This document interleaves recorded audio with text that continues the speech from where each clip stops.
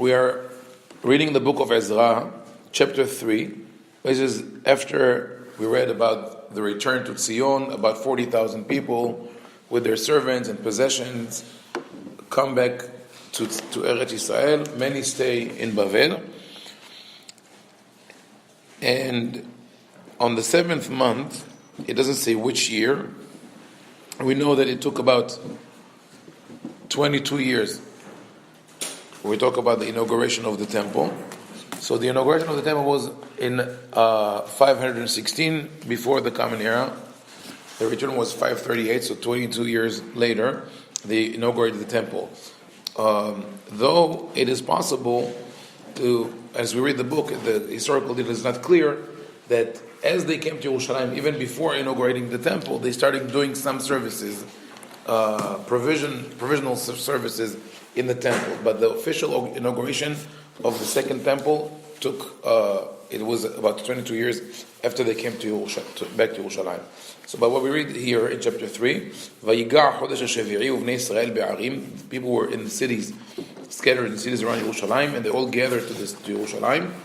ויקום ישוע בן יהוצדק וחב הכהנים ויבנו את מזבח אלוהי ישראל. So they built the altar and started bringing sacrifices. So from here it seems that it's not the full temple, just an altar to start doing whatever they can of the services, and they bring the korbanot, the sacrifices. The first day that they started was the first day of the 7th month. It says Ve'echal Adonai lo yusad. So they bring the sacrifices, but the temple is not established yet. Vaytenu kesef lachotzevim ve'leharashim, and they started distributing money to the craftsmen so they could start working, the woodworkers and stone workers to start working on providing the materials to bring cedars from the Lebanon to the city of Yafo. Kerishyon Koresh melech paras alem, with the permit that were given by Koresh, the king of Persia. It's interesting. The word rishayon is still a word that is used in Hebrew. Rishyon neiga, driver's license or permit is rishyon in Hebrew, and it's found here in the Tanakh. In the second year, they already drafted the Leviim, the Levites, to start working in the temple. Verse 10, we read, ויסדו הבונים את היכל אדוני, ויעמידו הכהנים מלובשים בחצוצרות, והלוויים בני אסף ומצלתיים להלל את אדוני על ידי דוד מלך ישראל. So there, they started working on building of the temple, and this is what they call the cornerstone. The Kohanim are there dressed with the trumpets, and the Levites with cymbals, and they sing the Hallel. ויענו בהלל ובהודות לאדוני כי טוב כי לעולם חסדו על ישראל. And from here we learn how the Hallel was recited, pretty much as we do it today. הודו לאדוני כי טוב כי לעולם חסדו.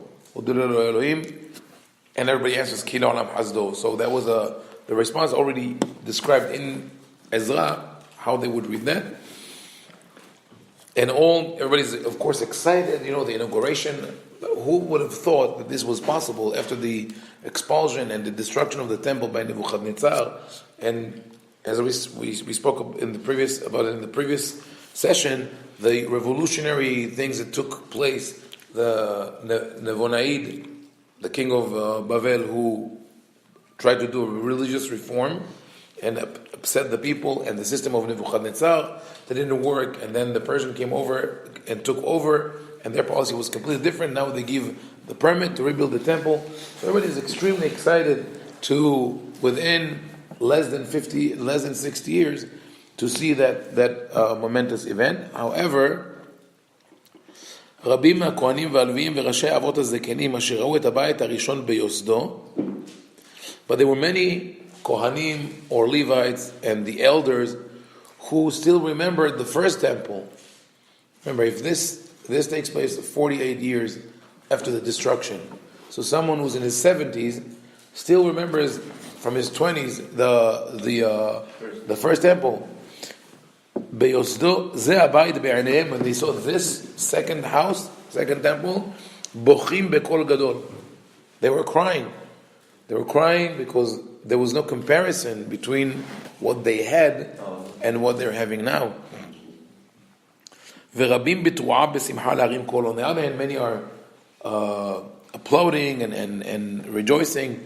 ואין העם מכירים כל תרועת השמחה לכל בכי העם, כי העם מריעים תרועה גדולה והכל נשמע עד למרחוק. It's a dramatic description. There were so many people there, some of them crying, some of them cheering, and if you stood afar, you couldn't tell what is what, because it just came one great noise by the people. Yeah.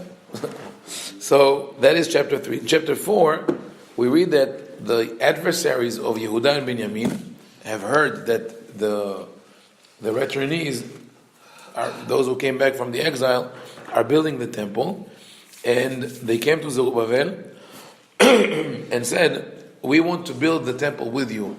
כי ככם נדרוש לאלוהיכם ולא אנו זובחים מימי אסרחדון מלך אשור המעלה אותנו פה. Said, they were brought to Israel by the king of Assyria, and they were pagans, but they started worshiping God, Elohei Israel, because they were, according to what is told in the book of Melachim, they were attacked by lions, and they were afraid that this is the punishment. They understood as a divine punishment for not worshiping God, and they decided to, and they called Girei Arayot, those who converted because of the fear of the lions. So, but it's not clear whether they abandoned paganism or they just added the worship of what they consider the Hebrew God to their pantheon. So Zerubbabel, Yeshua, the heads, the leader said, "We're not. Though this is. We are going to build it. We are going to establish our worship."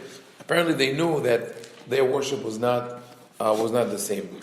ויהי עם הארץ מרפים ידי עם יהודה ומבהלים אותם לבנות וסוחרים עליהם יועצים להפר עצתם. כל ימי כורש, מלכות דריווש, מלכות אחשוורוש וימי ארתחשסט. So that went on, a constant harassment from the adversaries of Judah and Israel, and it went through the time of Cyrus, Darius, then Ahashverosh. So here's the proof that if this is Ahashverosh of Megillat Esther, that story of Megillat Esther happened after when they went back to Israel and people were building the temple in Israel, but the majority of the Jews live in diaspora. And then in the time of Artaxerxes is the king who is known in English from the Greek as Artaxerxes. So Artaxerxes received that letter from the people in the adversaries of the Jews in Israel. And here the book of Ezra transitions to Aramaic, because that was the language, the lingua franca of the whole region from the time of the Babylonians. For about 1,000 years, the whole region spoke Aramaic. It is not spoken today in most of the world, but some people in Kurdistan and in Syria still speak the language. And so this is the text of the letter. It starts with a very official, all the leaders and the officials, and from all different nations, Al Kivaye, Bavlaye, Shushan Chaye, El Maye. Right, sounds like a little like Persian, and the Kurdish. Your wife speaks Kurdish, right? Aramaic, right? So sounds like that. So all the nations they mentioned here by name. You too? No, you're right. And they say this: Yedi'a leheve lemalka di Yehudaye desiliku min levatach alena ato liYerushalem kiryeta maradeta uvishta banayin veshuraya shachlilu veushaya yahitu. Yeah, you should know that the people, the Jews who came from your country to this place, to Eretz Israel, they came to Jerusalem, and now they are building the walls. They are building the city of this, and look how they call it Yerushalayim. We know from the Piyut Ya Ribon Alam that the Rabbi Yisrael Najjar wrote in the 16th century. We read Yerushalem Karta de Shufraya, Yerushalayim, the beautiful city. Here they call it Yerushalem Kiryeta Meradeta Uvishta, a rebellious an evil city. So, nothing new under the sun. We have the same thing with Jerusalem. כען ידיע לוי למלכה, דהן קרייתה דחתי דבני ושוריה ישתכללון. You should know that once the city is built and once the walls are in place, מנדה בלא והלך לה ינתנון והפתום מלכים תהנזיק. They will not pay taxes. And this is the great threat, that once they build the city, they build the walls, they will be an independent city-state, and they will not report to you anymore. And he says, therefore, because we care about the king, and because we don't want the king to suffer and the kingdom to be harmed, that's why we're writing for you. Of course, right? We only do that because we love you. They said, please review the annals of your forefathers, the protocols, see what is written, and you will find that this city had the history of rebelling against kings, and that is their tradition. So you know that this is going to happen again. And as a response, the king sends a letter, and he says, thank you for sending your letter. I read it, and I went and I reviewed the history books, and I found that what you said is true, that Yerushalayim, or the Israelites, were always in struggle with our region, and which is not true, because with the kings of Persia, they always had a good record. It was with the Babylonian and the Assyrian and the Aramaeans, and they were not on the offensive. Usually with those kings, they were on the defensive. And he also found, he was surprised, he didn't know that, מלכים תקיפין עברו על ירושלים ושליטין בכל עבר נהרה ומידה בלא והלך מתייב לאון. He finds out that many centuries ago there were powerful kings in Yerushalayim, David, Shlomo. This is about 700 years before his time. So he really goes back in time to try to find out what is happening. So he says, I found out that there were powerful kings, or maybe 500 years, powerful kings in Yerushalayim who would control not only Israel, but the Iver Nahar, the Cisjordan, the other side of the Jordan, and they were paid tribute. People would pay taxes to them. So now he says, now I fear of what you said, that this will happen. They will become independent, they become powerful, they will challenge me. Therefore, he says, כעין סימות העם לבטלה גובריה ילך וקרייתה דחלתית בני עד מיני טעמה יתסם. So therefore, make sure that the city is not built and nothing is. Now I want to cease everything until I will investigate, and I'll give you a new new instructions. So of course the people in Yerushalayim are shocked by that development. But what the people in Yerushalayim did, they just kept on working. And the problem back then was that the king sitting in his remote place in Persia cannot really control what is going on in Israel. We have a similar story in the Gemara about Herod, probably a little exaggerated, that Herod, after establishing himself as king, this is in a little before the turn of the millennium, before the first millennium, about 40 before the Common Era. Herod came in when the Maccabee brothers were fighting in the civil war. He brought the Roman army to support him, and eventually he became king, and he killed many of the kings of Hashmonaim, of the descendants of the Hashmonaim. He also oppressed rebellions of the pious people, killed many pious Jews. The Gemara developed this story further to say that he killed all the rabbis, all the sages that were in his time. And then he wanted to atone for his sin, so he went and he asked the last rabbi who survived, Bava ben Buta, and he said, what do I do to atone for my sin? He said, you should rebuild the temple, because the temple is the light of the world. You put out the light of the world, which are the sages who teach Torah. You should rebuild the temple. So the king said, but I'm just a subject of the Roman Empire. They would not be happy. I'm a colony. they will not be happy if I do that. So the rabbi answered, he says, send a messenger and tell him to take his time when he travels. Let him travel there. It will take him a year. He will stay in Rome for a year lobbying for the building of the temple, and come back will take him another year. Meanwhile, you'll finish the work fast, and it will be done, because that's the only means of communication. So he did that, and when 3 years later the basic was already built, he demolished what has to be demolished, and he started building. And the answer that came back, they said,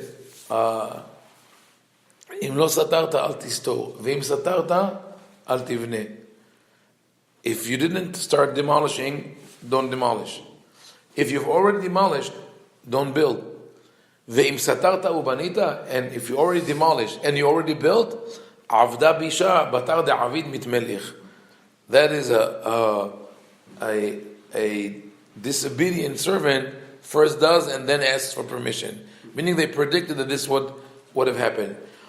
Not very different from something that could happen within modern systems, where things are just done, and then you build and then you ask for permission, and not or squatters that come into an apartment, and all these things. So the Jews kept on working, and they sent another letter now. They say you should know that they keep on working, and they describe exactly how they build it with stone, with wood, and they're very successful. And they asked the king. They said, we want to tell you what is the information. What is that the Jews are saying about that? And they say, this is what the Jews are saying. We are the servant of God, and this temple was destroyed by Nebuchadnezzar because we upset God, we went against God, and he destroyed the temple. He took with him all of our vessels, all the treasures of the temple. He took to Bavel. But Koresh, Cyrus, took them out and gave it to the Jews and said, take them back to Yerushalayim and build your temple. So following that, now they have this correspondence back and forth. The Jews said their own letters explaining why are they doing that. They said it's true that we had the temple. I mean, basically what we have here is a struggle between two political groups. Each one is with his own interests. But the Jews were able to convince the king, the Babylonian king, Dariavesh Malka, so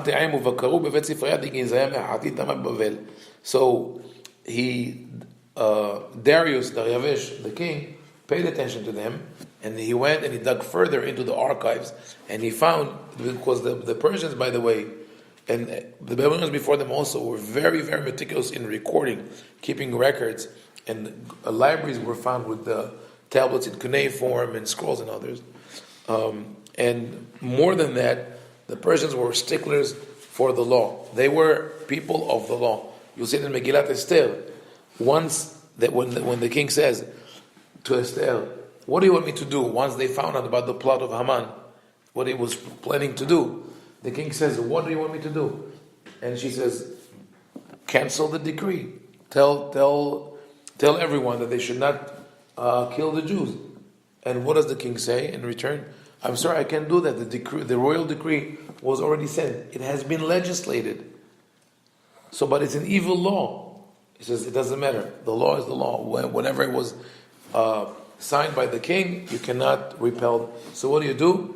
You have to make another law that will counterbalance this." And what was the other law, the decree? Giving permission to the Jews to defend themselves. It didn't tell the other nations not to attack the Jews. Just, we give official permission to the Jews to defend themselves. And when people saw that, they realized that the government shifted sides, and it's on the side of the Jews. So most people who were planning to attack the Jews avoided the war, but there were still casualties. So here, Dariavesh reviews the archives, and he finds in the capital. At that time, the capital was in Madai. They had a rotation between Madai and Paras, and the capital is called Ahmeta. It could be that's Hamadan of today. Is it the place where they have the right? Right, Ahmeta, Hamadan, and they found the whole proclamation of Koresh and the permission that he gave to the Jews to do that. As a result, this king renewed the permission for the Jews to build the Bet HaMikdash, and